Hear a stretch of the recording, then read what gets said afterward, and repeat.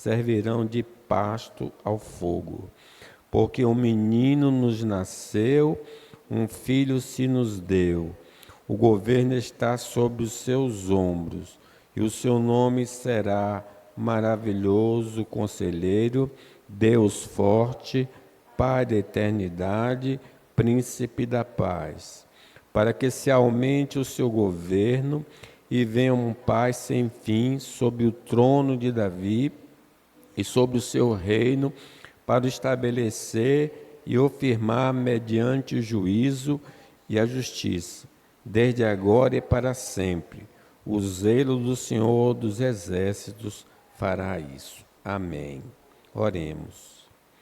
Nosso Deus, rogamos agora a iluminação do Espírito Santo que habita em nós, para que Ele venha nos guiar a toda a verdade, não só a nós, mas o teu povo na terra que está lendo a Bíblia, ou no culto, ouvindo a explicação dela, e também abençoe aqueles que não conhecem ainda Jesus, que seus olhos se abram para ver Jesus na explicação da tua palavra, eles invoquem o nome do Senhor para serem salvos. No nome de Jesus, amém. É o texto geralmente conhecido dos irmãos, essa passagem, lida geralmente no Natal, né? Mas aqui está falando de algo que aconteceu antes mesmo de Jesus.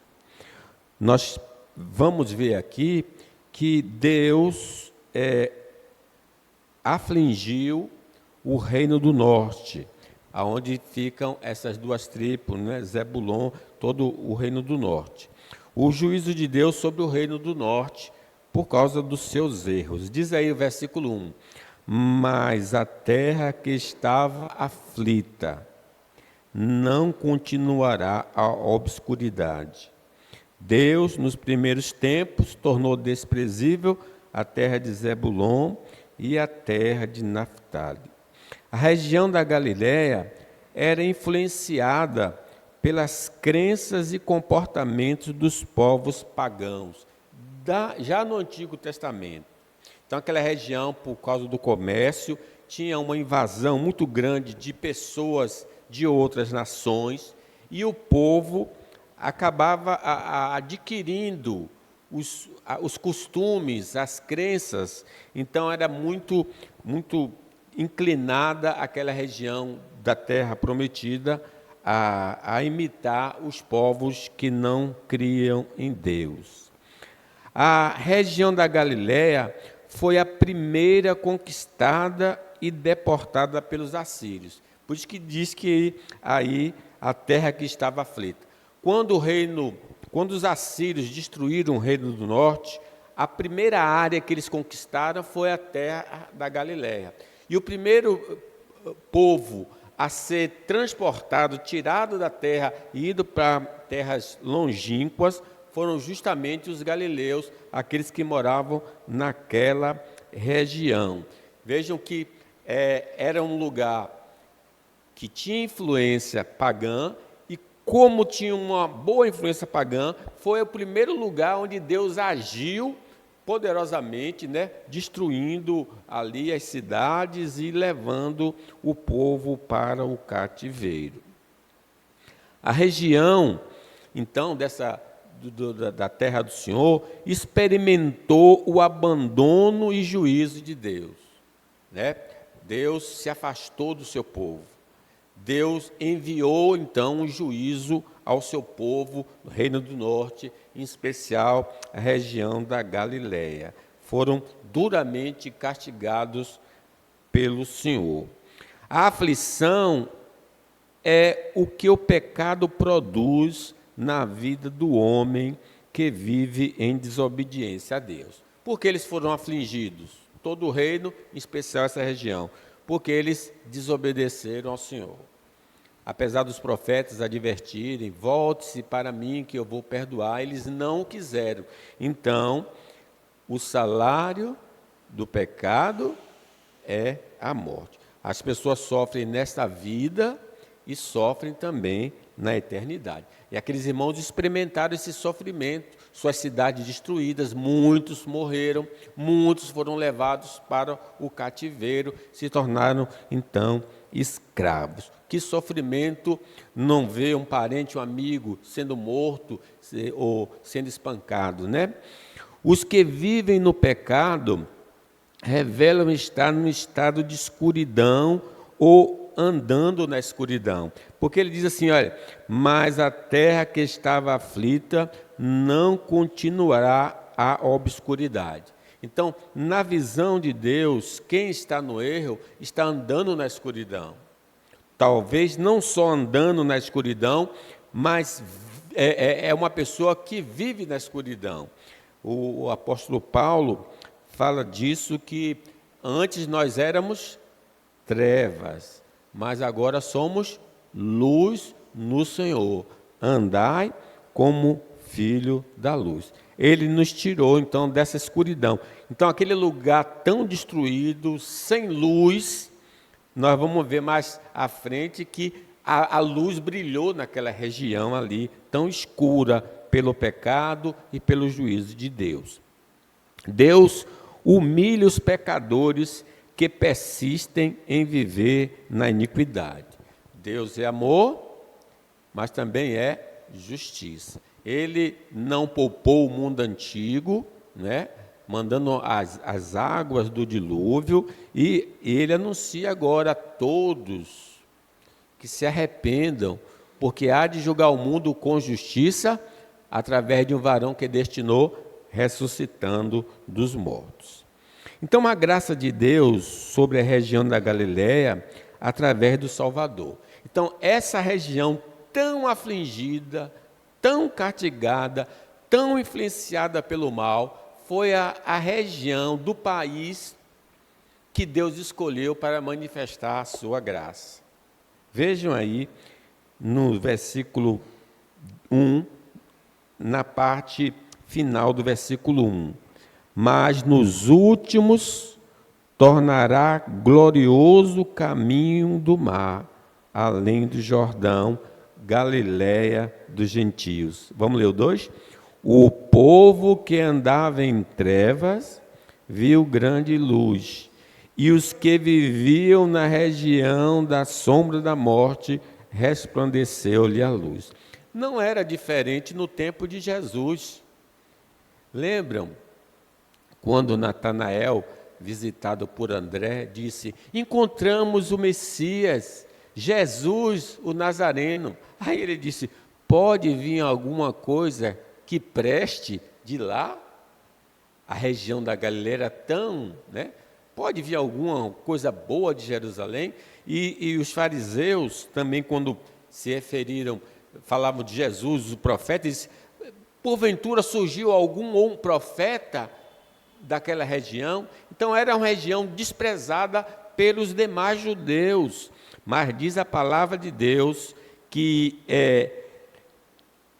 nos primeiros tempos, no tempo lá de Isaías e até a manifestação de Jesus, tornou desprezível a terra de Zebulon, mas nos últimos tornará glorioso o caminho do mar, além do Jordão, Galileia dos gentios. O povo que andava em trevas viu grande luz, e os que viviam na região da sombra da morte resplandeceu a luz. O que ele quer dizer?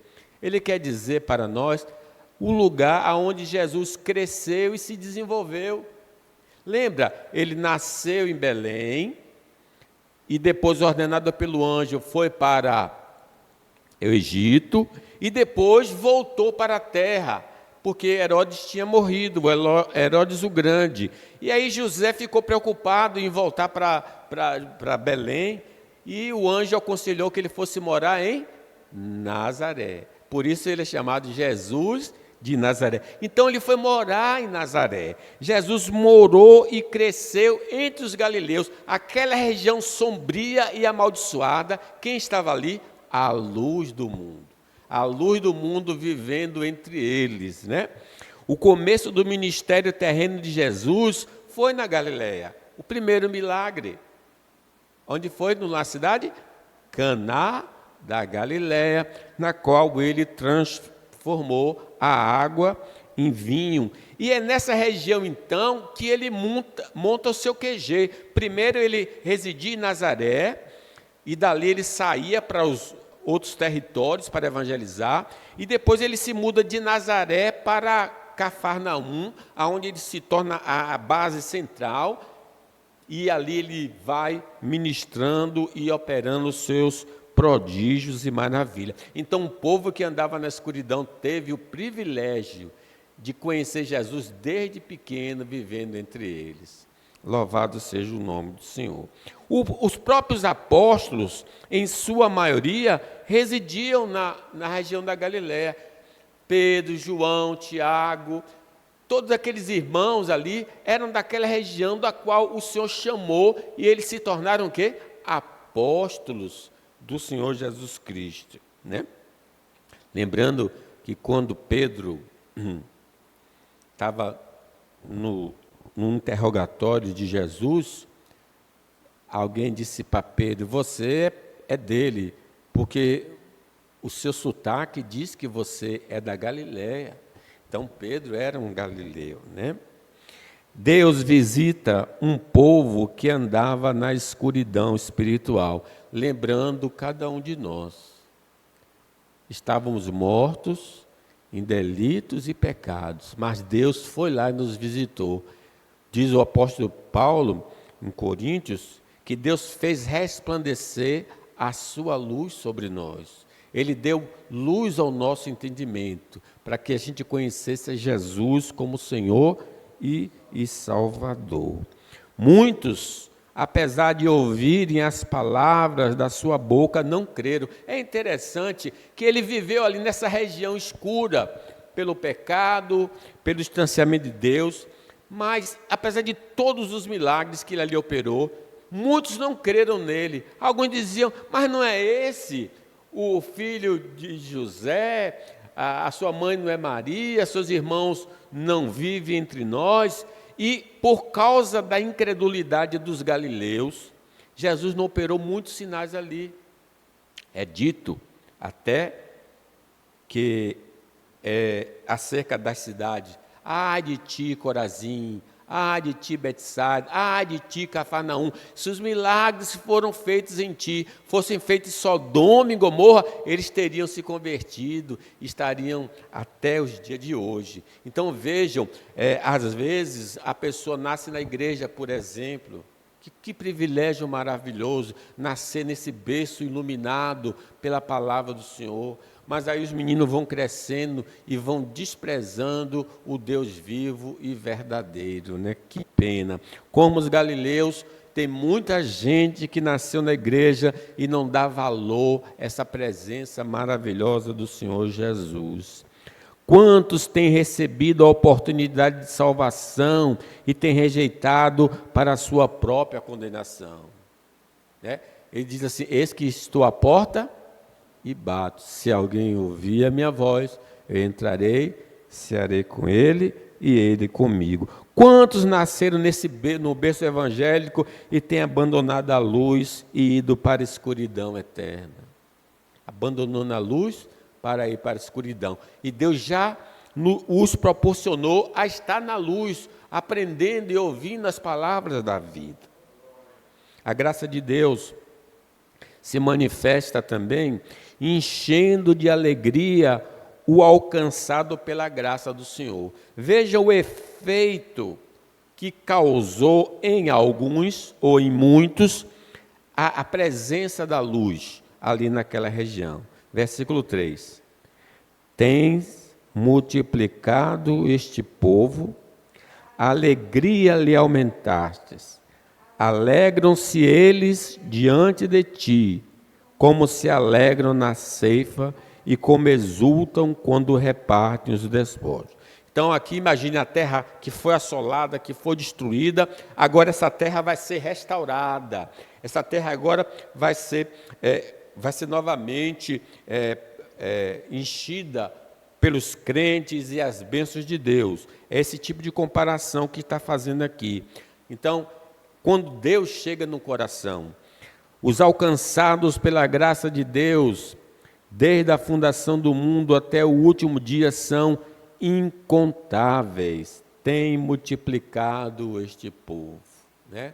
O Apocalipse diz que esses que vão ser alcançados pela graça de Deus é uma multidão que não se pode contar, de toda a tribo, língua e nação. Os que são alcançados pela graça de Deus gozam de uma alegria superior aos que alcançam vitórias terrenas. Alegria lhe aumentastes. Diz o Salmo que Deus põe alegria no nosso coração, mais do que a alegria daqueles que prosperam em seu caminho terreno. Alegrai-vos sempre no Senhor. Outra vez digo, alegrai-vos. Então, veja a alegria de Bartimeu, porque Jesus foi à sua casa. Veja a alegria daquele homem leproso que foi curado e não pôde se conter, porque Jesus mandou silenciar, mas ele contou para todo mundo o que Jesus lhe fez. Quando o homem é alcançado pela graça, há uma alegria indizível e gloriosa. A alegria dos alcançados está no amor que Deus tem por eles. A alegria do Senhor, a nossa força é Deus que nos alegra.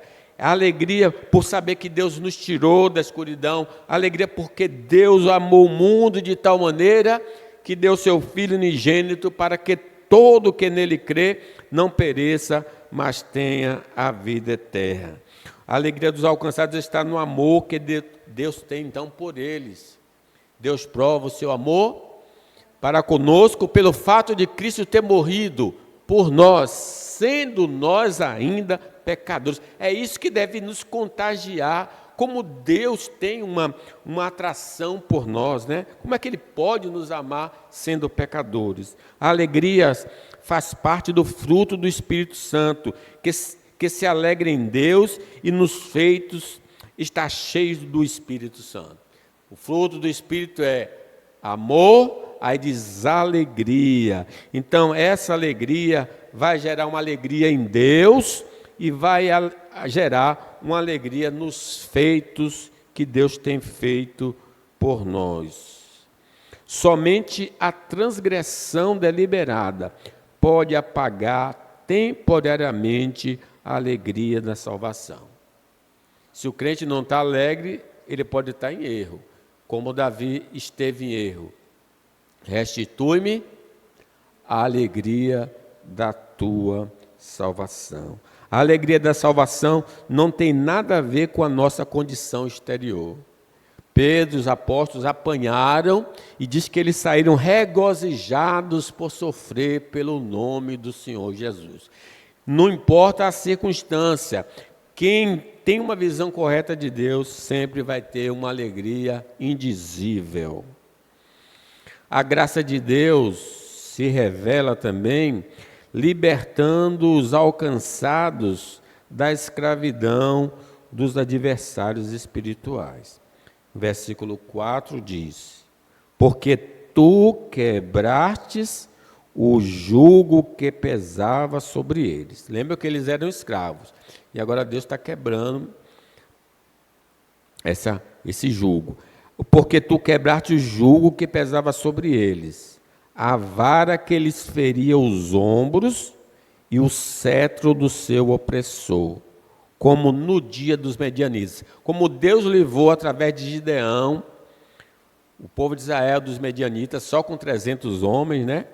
Assim Deus, de maneira milagrosa, nos libertou da carne, do mundo e do diabo através do seu Filho Jesus Cristo.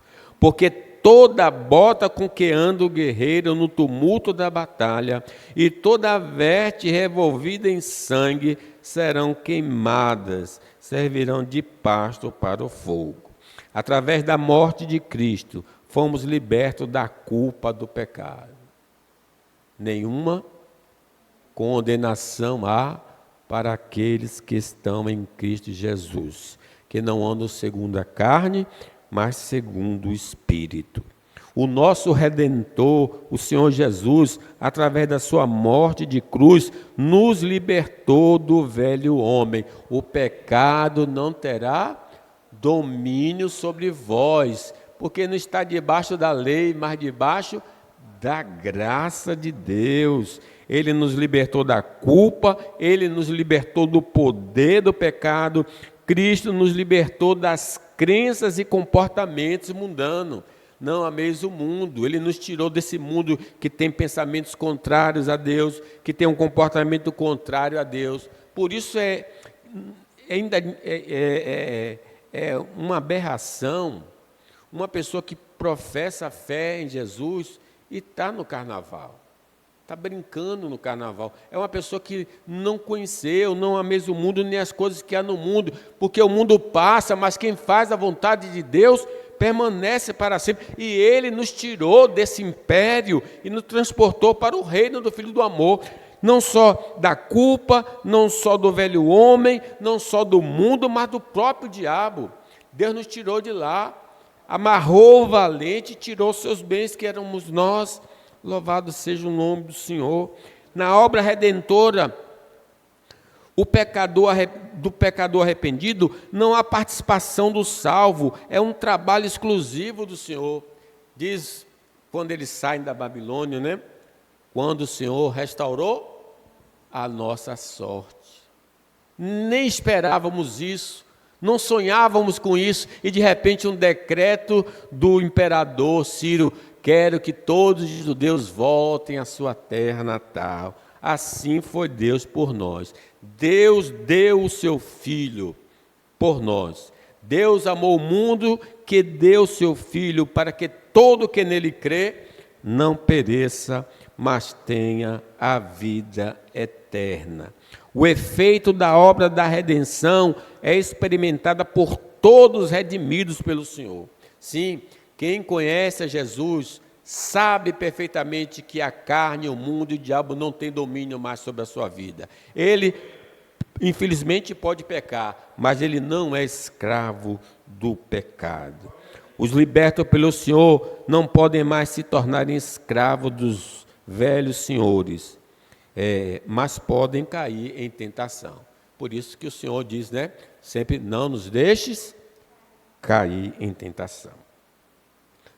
A graça de Deus também aqui se mostra através da presença do Salvador. Não só Ele opera a libertação, mas Ele se faz presente. Vejam no 6.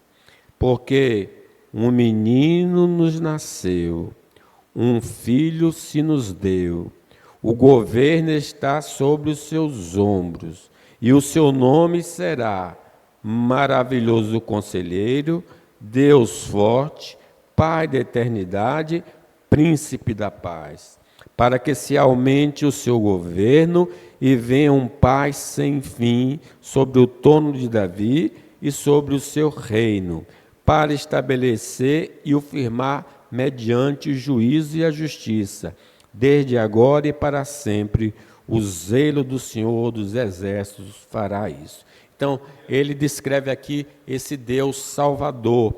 E quantas verdades maravilhosas tem aqui sobre Jesus, nosso Salvador. O Salvador prometido, no período do Antigo Testamento, se manifestou no período do Novo Testamento. Diz: porque o menino nasceu, a virgem dará à luz a um filho, e ele salvará o seu povo dos seus pecados. Ele veio a este mundo, e o Verbo se fez carne e habitou entre nós, e vimos a sua glória, glória como do unigênito do Pai. E nós sabemos que todo aquele que nega que Jesus Cristo veio em carne não é de Deus, né? Não é de Deus, porque o Deus se fez homem. O Salvador dos que creem se manifestou em forma humana. Ele, de fato, foi verdadeiramente homem e verdadeiramente Deus. O Salvador é uma dádiva de Deus aos condenados devido aos seus pecados. um filho se nos deu. É Deus que dá seu filho, é Deus que envia seu filho ao mundo. Não há ação humana, né? É um presente de Deus, é uma graça de Deus. O Salvador dos eleitos de Deus, ele não só é um Salvador, mas ele é o governador soberano do mundo invisível e visível. Aí é dito que ele é o governo está sob os seus ombros. Ele é o rei dos reis, é o Senhor dos senhores. E depois da ressurreição ele recebe mais uma dádiva. Todo o poder foi me dado no céu e na terra. Ele não só é Senhor na igreja, mas Ele é Senhor do universo. É Senhor deste mundo, é Senhor do mundo invisível. Todo joelho se dobrará e toda língua confessará que Jesus Cristo é o Senhor, para a glória de Deus o Pai.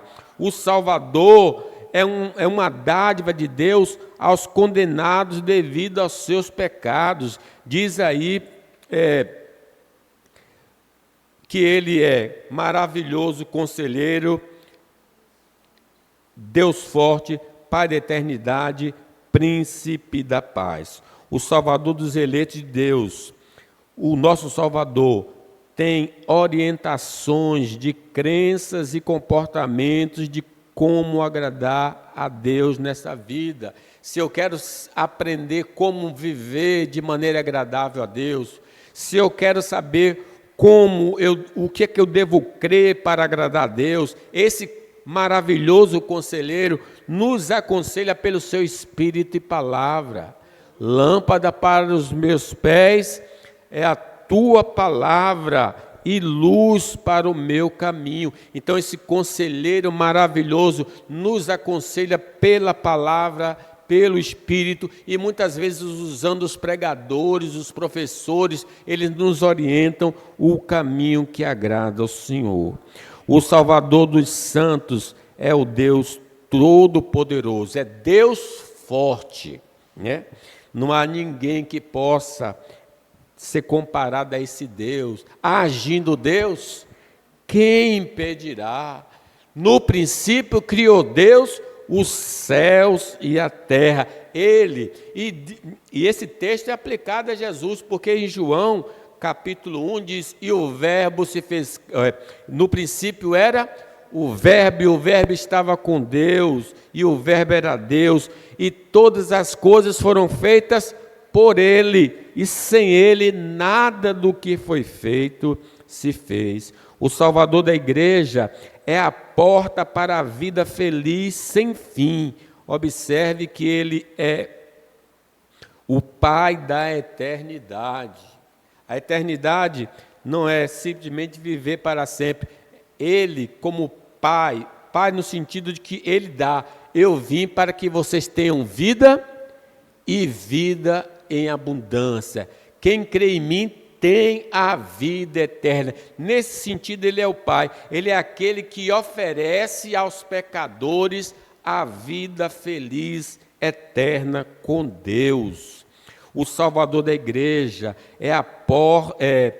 o Salvador do mundo, é o único que pode nos reconciliar com Deus. Ele é o príncipe da paz. Através Jesus Cristo nos reconciliou com o Pai através da sua morte de cruz, removendo então a inimizade. Ele é o príncipe, é o que pode nos dar paz. Ele mesmo diz, a minha paz vos dou, não vos la dou como o mundo dá. O reino do Salvador, quando se manifestar pela segunda vez, estabelecerá a paz eterna. Essa paz eterna nós iremos gozar quando, Maranata, ora vem Senhor Jesus. O reino do Salvador, quando for estabelecido de maneira definitiva, será um reino de justiça. O reino do Salvador já foi decretado por Deus, diz aí o final. O zelo do Senhor dos exércitos fará isso. creamos nessa promessa maravilhosa. Como nós somos abençoados por Deus. Então, nós deveríamos sempre estar em gratidão, em louvor, na presença do Senhor, porque o Senhor é bom e opera maravilhas. Que Ele continue nos abençoando assim em Cristo Jesus. Amém. Vamos orar. Ó nosso Deus, como os galileus, estávamos em plena escuridão, divorciados de todo o bem, de toda a vida, mas o Senhor fez resplandecer a luz do Evangelho em nosso coração. O Senhor nos revelou Jesus Cristo, nos libertou de todos os nossos pecados, de todos os nossos inimigos, nos deu uma nova vida. Louvado seja o Teu nome, Senhor. Ainda que tenhamos dificuldades nessa vida, nada pode ser comparada com a glória que há de ser revelada a nós. Abençoe Nestor, Íris, ali naquele momento difícil, faz resplandecer a Tua luz sobre eles, que aquiete seus corações, haja esperança, haja fé, haja tranquilidade na vida deles, ó Deus. Dá à equipe médica a sabedoria de como prescrever, o que fazer para melhorar a qualidade de vida do Teu servo. Lembra do Teu filho, abençoe. Abençoe também o presbítero Emanuel, presbítero Jonilson, a Dani, abençoe Saulo, que estão em busca de emprego, que a porta do emprego se abra para eles no nome do Senhor Jesus Cristo, ó Pai. Obrigado por esta hora, obrigado por este momento, no nome de Jesus, amém. Que o Senhor te abençoe e te guarde, que o Senhor faça resplandecer o seu rosto sobre ti e tenha misericórdia de ti. O Senhor sobre ti levante o seu rosto e te dê a paz. Amém.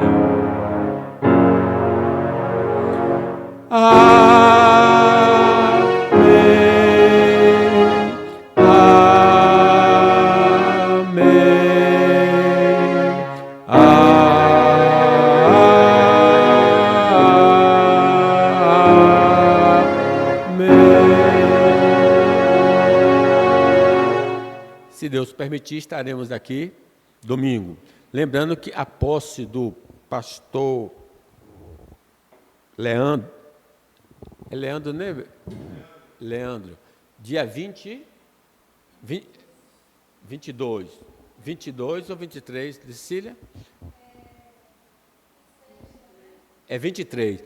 23, na próxima sexta-feira, é 23. O pastor vai estar tomando posse na igreja da Bahia e o nosso presidente vai estar presente, Roberto Brasileiro. Então, estamos convidados lá para participar desse evento.